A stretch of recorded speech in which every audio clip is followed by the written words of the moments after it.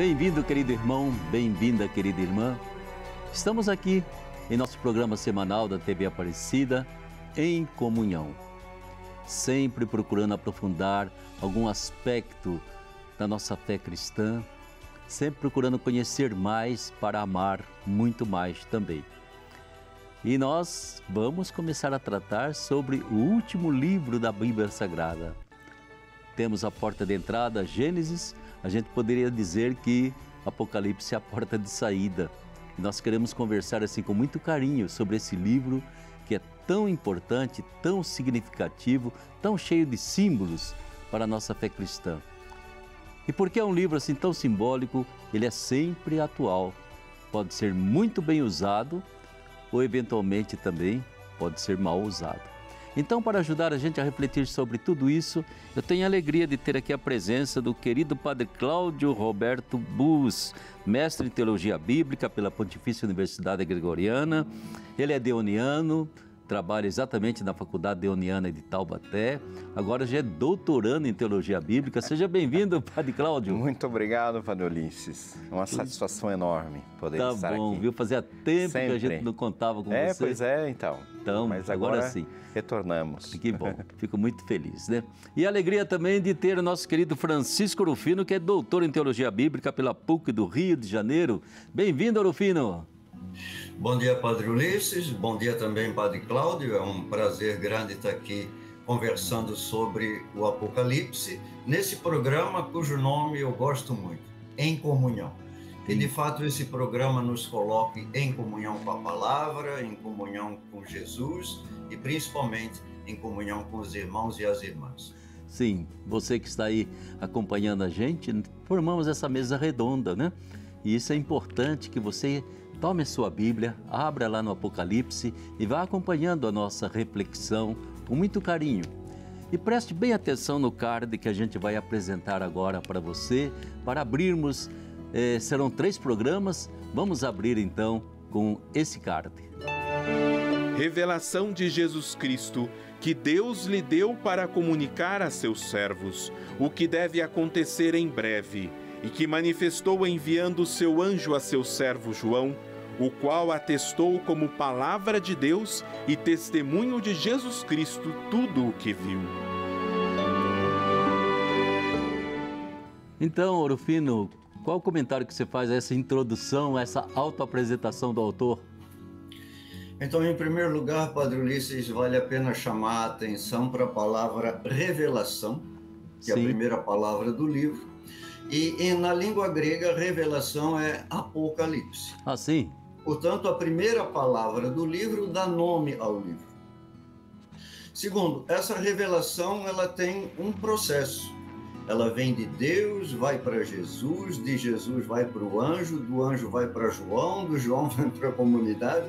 Então, o Apocalipse quer nos colocar dentro do processo da revelação de Deus, concretizado em Jesus Cristo. Portanto, ele é um livro muito atual, porque, antes de tudo, ele nos fala do mistério do Cristo, que Deus quer revelar a nós. A palavra revelação é uma palavra muito interessante, é como se as coisas fossem cobertas por um véu, e o processo de revelação é tirar o véu que encobre a realidade. Sim. No versículo 3, o Apocalipse se define como uma profecia. É uma profecia numa linguagem cifrada que fala sobre a realidade. Esse versículo inicial é uma chave muito importante. E você, Cláudio, como que você vê essa autoapresentação?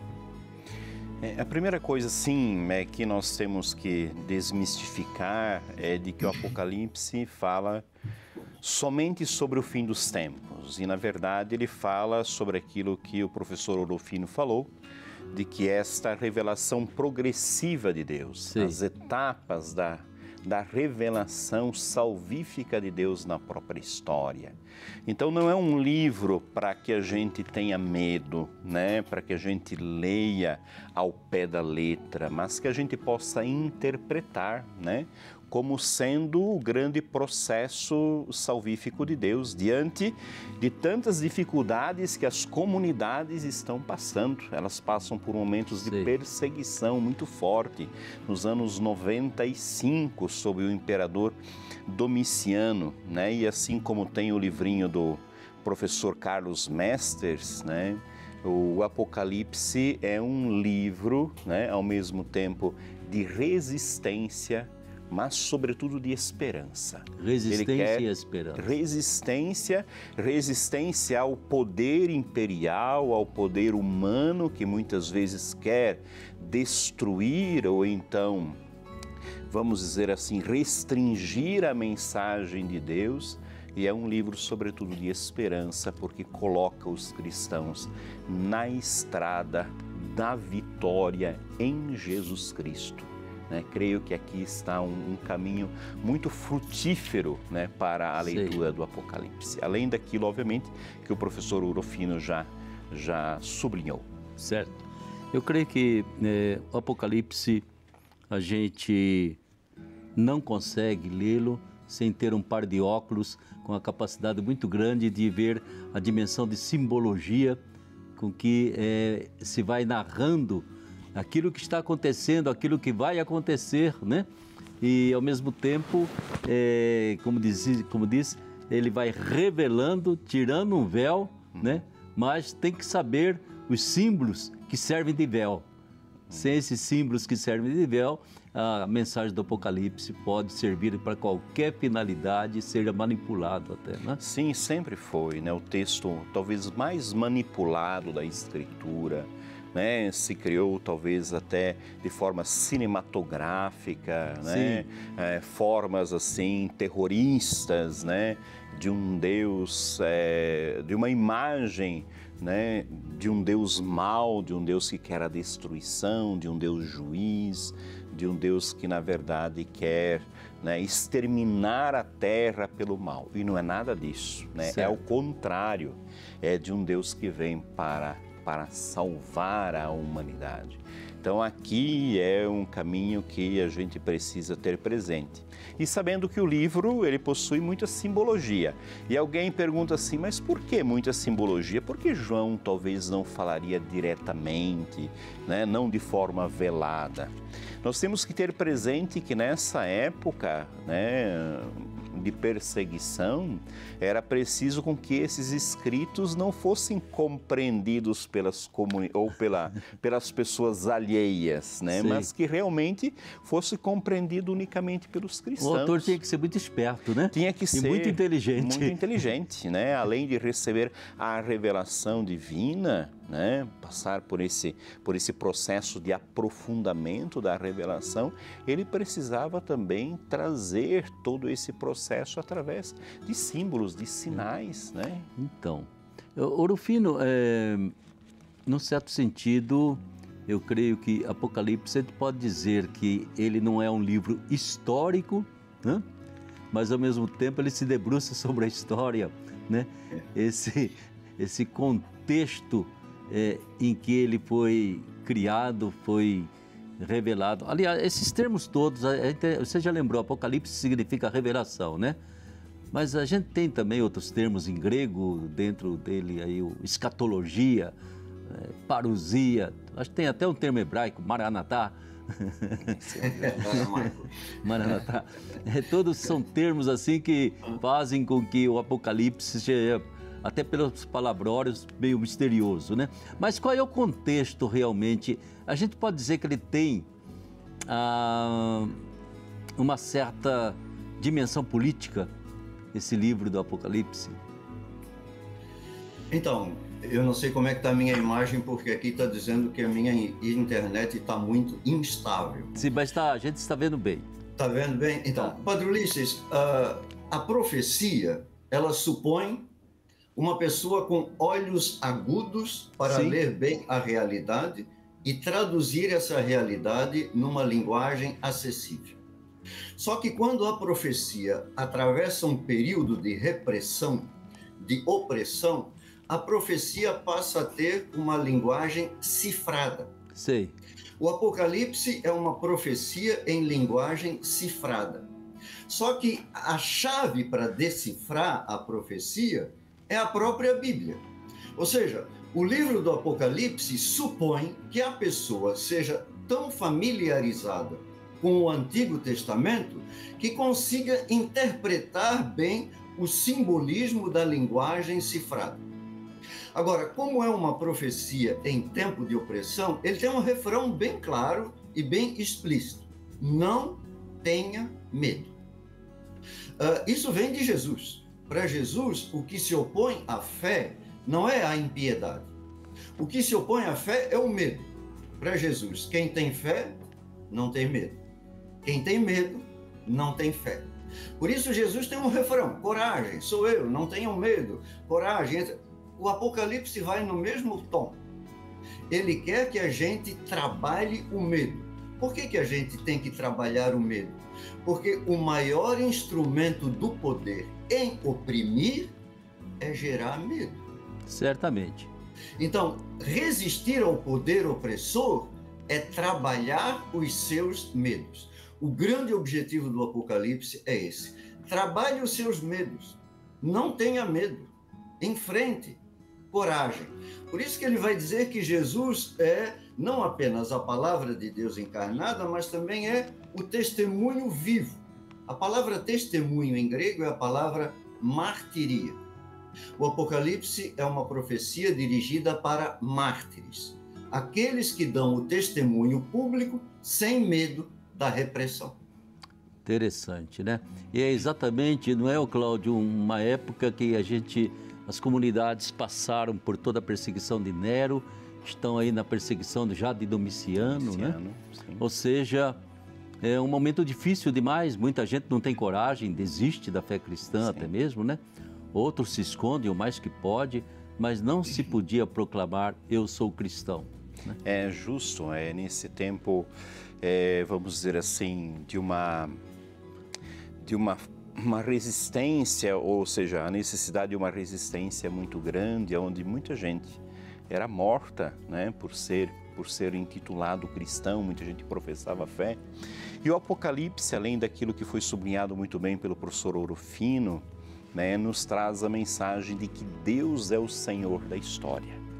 Então, não é preciso temer, porque no fundo, ou seja, na profundidade da história, Deus a está conduzindo. Certo. Está conduzindo através dos seus desígnios, que nem sempre são compreendidos pela gente, mas dos quais a gente precisa confiar, ter fé, né? E dizer de que, de fato, né, o mal não vencerá o bem, né? Certo. Mas o bem sempre será a última palavra.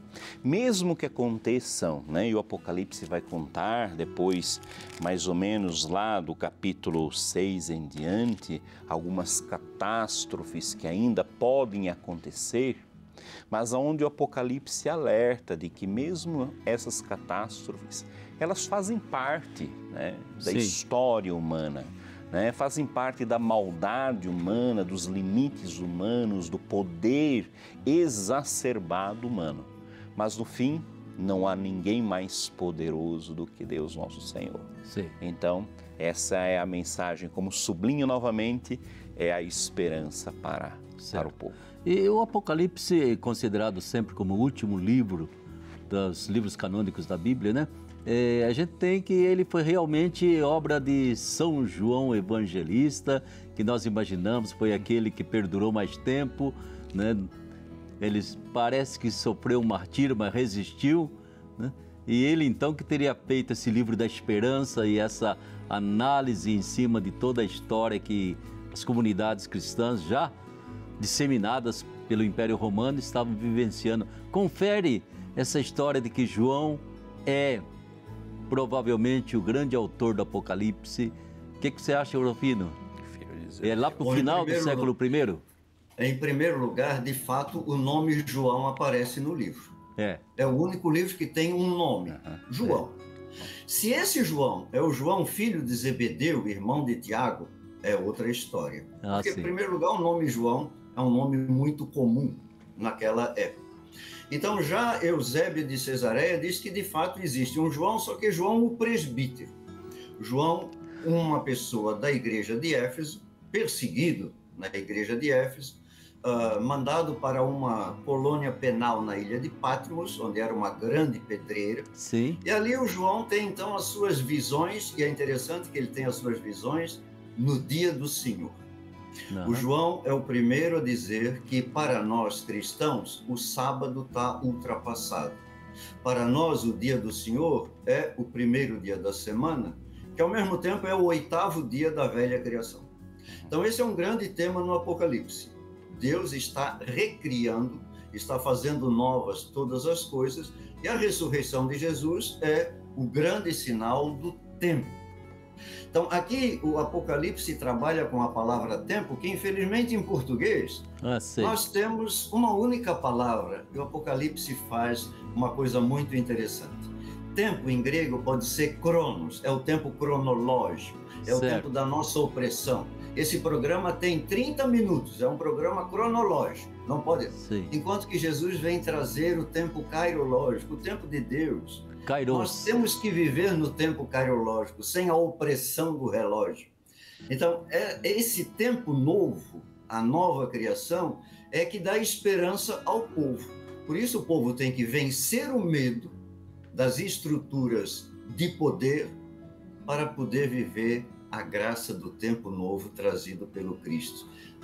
Sim. Agora, aqui tem uma coisa muito perigosa quando a gente diz que Deus é o Senhor da história, porque isso pode nos dar um imobilismo. Bom, se Deus é o Senhor da história, está tudo escrito, está tudo previsto, eu não tenho que fazer nada? O Apocalipse vai dizer, tem sim. Você não pode cair num imobilismo fatalista, você tem que contribuir. Não se deixa acontecer, se constrói, né? Exato. Eu acho que isso é importante para nós, né? Ao mesmo tempo em que o Apocalipse, que vai analisando o que está acontecendo, ele vai apontando a direção do caminho que deve acontecer ou deve ser construído, né? Eu acho que são pontos assim, muito importantes que tiram da gente exatamente uma leitura do Apocalipse como sendo uma ficção científica, alguma coisa perigosa ainda. Eu acho que é muito perigoso, né? Escatologia, né? E isso eu acho que é importante, então, quando a gente vê, talvez, essas primeiras cartas que o autor escreve. O que você diria? Porque é muito interessante, já entra uma simbologia, 7 cartas, 7 comunidades, né? E aí vai, então, os primeiros recados do autor a essas comunidades. Sim, as cartas citadas, né, no Apocalipse são 7. Na verdade, nós não sabemos bem se são somente 7, né? Há uma simbologia... Era ali da região da Turquia? Sim, da região da atual Turquia, do sul da Turquia, né? Aonde a tradição também, né, colocou a comunidade joanina propriamente. Sim. Mesmo que João, ao menos na minha percepção, mesmo que João seja João o presbítero, mas há um resquício, né, apostólico, né, muito forte dentro das tradições, tanto do Evangelho como das cartas, como do próprio Apocalipse, né? Então, na verdade, a tradição ela reuniu esse corpus e disse, bem, aqui está o corpo joanino propriamente. Certo. Né? Um corpo maior. Agora, como identificar isso, a gente não sabe muito bem. É interessante porque... Talvez sejam regiões todas. Sim, regiões todas onde foram escritas. Primeiramente, o texto, diante, né, das cartas enviadas, traz um elogio, traz uma crítica, mas também traz um caminho a seguir, né? Então, não é que o autor somente critica ou somente elogia, não. Ele também aponta ou mesmo exorta a comunidade a ser perseverante, a ser resistente, e aquilo que nós mais conhecemos, que é da carta Laodiceia, né? Que me dava um medo quando era seminarista, viu? Que você não seja morno, né? Ao menos então seja frio, mas não seja morno, né? Então, na verdade, foi já muito falado sobre isso e acredito que o professor também, o professor Orofino escutou muito, e todos nós, né, sobre esta questão, né, de que nós não podemos ser mornos, né, diante do nosso seguimento de Cristo, mas a fidelidade, a constância, a perseverança, elas são fundamentais. Mas olha, os formadores ameaçavam a gente, né? Não és frio nem quente, és morno, estou para vomitar-te da minha boca, né? Às vezes eu fico olhando um pouco o panorama dos católicos atualmente, com todas as suas aí polarizações, né? Eu me lembro de novo dessa carta à comunidade de Laodiceia. Que observação você faz, Orofino, sobre essas 7 cartas às comunidades? Primeiro, na visão anterior, o João escuta uma voz atrás dele. Sei. Ele se vira para ver a voz. Quem é que vai ver voz? Como é que a gente vê uma voz? Quando João se volta, ele vê que a voz sai de um candelabro de 7 braços, que são, ele não deixa dúvida, são 7 comunidades de uma única região, na atual Turquia, cujo centro é a cidade de Éfeso.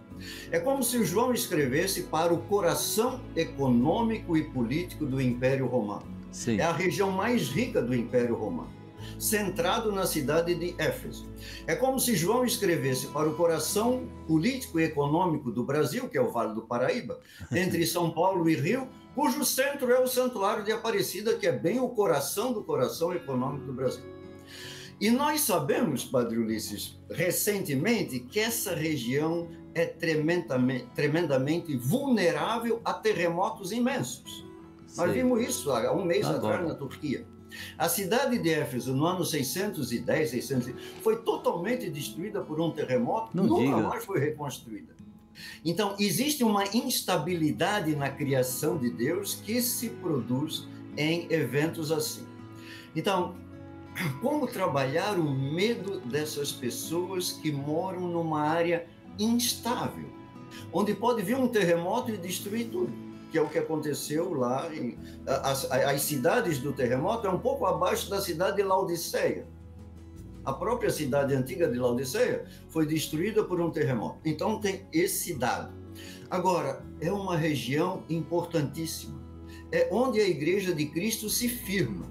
Por isso que, como disse o padre Cláudio, existe uma unidade de linguagem, quase todas localizadas na cidade de Éfeso, que, segundo o capítulo 2 do Apocalipse, é o centro de tudo. É a vela central do candelabro de 7 braços. Todos os escritos joaninos têm como matriz a cidade de Éfeso. Tanto que se o senhor for lá fazer uma excursão, na ruína da cidade de Éfeso, está lá a casa de João, que levou para lá Maria, e é um santuário importantíssimo, segundo a tradição. Então, é uma linguagem cristã de uma região bem localizada, onde tem o Evangelho de João, as cartas de João e o Apocalipse. Certo. E aí se manifesta, então, praticamente a teologia de João também, não é mesmo? Tudo aquilo que brota do coração desse apóstolo, que é um coração feito de muito amor, né? De muita esperança e principalmente, por isso que o Apocalipse ele é cristológico, ele é eclesiológico, né? Ele está voltado para as igrejas, está voltado para Jesus, que não vai ser vencido em hipótese alguma. E ele é mariológico. E mariológico. No capítulo 12 do Apocalipse, aquela mulher é multifacetada. Inclusive, ali está Maria. Exatamente, né? E agora então, mas nessa introdução que estamos fazendo ao Apocalipse, era tão bom que você começasse a ter um carinho muito grande por esse livro, mas lendo assim realmente com muita inteligência e lendo, vendo o que está acontecendo no nosso tempo, na nossa época agora, porque ele continua sendo não algo para o futuro, nem algo que já passou lá no passado, mas é algo Deus se revelando a nós hoje, né? Cláudio, quais seriam os perigos, os riscos que a gente vê hoje, por exemplo, que o Apocalipse não é e muita gente usa, manipula e abusa? Eu acho assim, uma questão que o senhor tocou muito e que é muito pertinente é a questão eclesial que o Apocalipse trabalha, né? Ou seja, as 7 cartas, elas se dirigem não a indivíduos, mas se dirigem a comunidades. E nós podemos perceber já nos textos, né, 1 João, 2 João, 3 João, que num determinado momento as comunidades começaram a ter dificuldades de entendimento. Sim. Né? E possivelmente o Apocalipse, de alguma forma, ele também vem resgatar, né, essa dimensão eclesial da vida cristã. E que é no apoio mútuo, né, e é na comunhão entre os cristãos é que tudo isso pode ser superado. É na esperança em conjunto, né? E é na partilha em conjunto que essas situações, né, difíceis pelas quais a comunidade está passando podem ganhar uma nova luz, uma nova esperança. Por isso, não esqueçamos, não sejamos cristãos, né, individualistas, sejamos cristãos de comunidade. Nós não vencemos o caminho de Cristo sozinho. Só vencemos apoiados, né, numa comunidade que nos sustenta, que nos leva adiante, que nos dá esperança, que nos dá luz, e creio que aqui está também uma chave, né? Não é a única, mas é uma chave de leitura. É uma chave e é uma lição muito forte para os dias de hoje, entende? A gente estar ligado fortemente à igreja, ainda que ela não seja perfeita. Não será. E ainda que a gente não tenha que bater palma para tudo, mas essa ligação umbilical, ela é essencial para a nossa vida. E se cortar, a gente corta a própria energia de estar realmente na unidade do corpo de Cristo. Então, às vezes tem que suportar. Tem que suportar. E é importante isso aí. Ouro fino também que abusos que você vê que muitas vezes são feitos desse livro do Apocalipse, principalmente porque ele tem cenas, digamos assim, terroristas, de horror, cenas de horror, na verdade, né? E isso é muito bem aproveitado até pelo cinema, né? E por alguns pregadores também, por vários pregadores atualmente, viu? Então, eu creio que o grande perigo é a leitura fundamentalista do Apocalipse. Sim. Porque a leitura fundamentalista do Apocalipse pode gerar o imobilismo da pessoa, tudo está planejado, tudo está escrito, tudo vai acontecer, e também um fatalismo. Eu não posso fazer nada porque está tudo prescrito, está tudo escrito. Então, essa possibilidade de uma manipulação fundamentalista é o grande problema do Apocalipse. Pior, essa manipulação fundamentalista gera medo. Quem usa o Apocalipse para gerar medo nas pessoas, nega o Apocalipse. Porque o Apocalipse é justamente um livro que nos leva a trabalhar os nossos medos, gerado por um poder opressor, para que a gente possa manifestar a nossa fé em Jesus Cristo. Mesmo sabendo, e como já lembrou o Padre Cláudio, mesmo sabendo que em tempo de opressão, professar publicamente a sua fé em Cristo pode acarretar perigo de vida, pode acarretar prisão, morte, deportação, venda como escravo, trabalhar por isso, tudo aquilo que a repressão do Império fazia. Então, o grande perigo, Padre Ulisses, é esse, uma leitura fundamentalista que gera imobilismo e fatalismo nas pessoas, tendo em vista gerar o medo. Aí você legitima o poder opressor. Esse é o grande perigo. E nesse risco, evidentemente, entramos todos nós, né? Porque a tentação fundamentalista continua muito presente em nossos dias, né?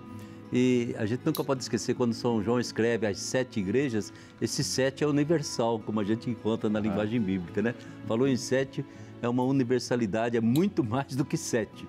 Atravessa os tempos e chega até nós. Eu queria fazer uma observação, claro que a grande maioria não é, mas nos chama a atenção hoje, né, sobre o mesmo clero, né, que faz um caminho de aprofundamento teológico, filosófico, e muitas vezes nós vemos pregações, né, sobretudo na internet, de uma forma fundamentalista que nos causa um certo arrepio. Eu não sei, é o professor Ouro Fino. Um grande arrepio, não é um certo arrepio, um grande arrepio. Um grande arrepio, porque então, é uma leitura manipuladora. É uma leitura manipuladora e que, na verdade, ela ela atrai muitos fiéis, né? É impressionante como os fiéis muitas vezes se deixam manipular por essa interpretação. Ao invés de quando nós tentamos, né, tratar sobre um Deus salvador, um Deus libertador, um Deus da esperança, um Deus do amor, parece que não ressoa mais tão fortemente nos ouvidos das pessoas. Sim. E aqui é responsabilidade, eu creio, do clero, numa boa formação, numa não manipulação do texto, mas seguir aquilo que são as orientações eclesiais para uma interpretação inteligente, sábia, profunda e, sobretudo, verdadeira, né, do texto sagrado. E estamos encerrando já o nosso primeiro encontro sobre o Apocalipse. Guarde no coração, de vez em quando, leia essas 7 cartas às comunidades, porque não só as comunidades, mas é uma carta que serve pessoalmente para cada um de nós, tá bom? A gente volta a conversar sobre isso e Jesus disse para você e para mim: o vencedor será revestido de vestes brancas. Não vou apagar seu nome do livro da vida. Não vou apagar o seu nome do livro da vida, mas darei testemunho dele diante de meu Pai e diante de seus anjos. Tá aí, fique com Deus. Até o nosso próximo encontro. Que Nossa Senhora abençoe, acompanhe, ilumine você quando você abre a palavra de Deus diante dos seus olhos, medita e ora sobre ela. Até a semana que vem, se Deus quiser. Obrigado.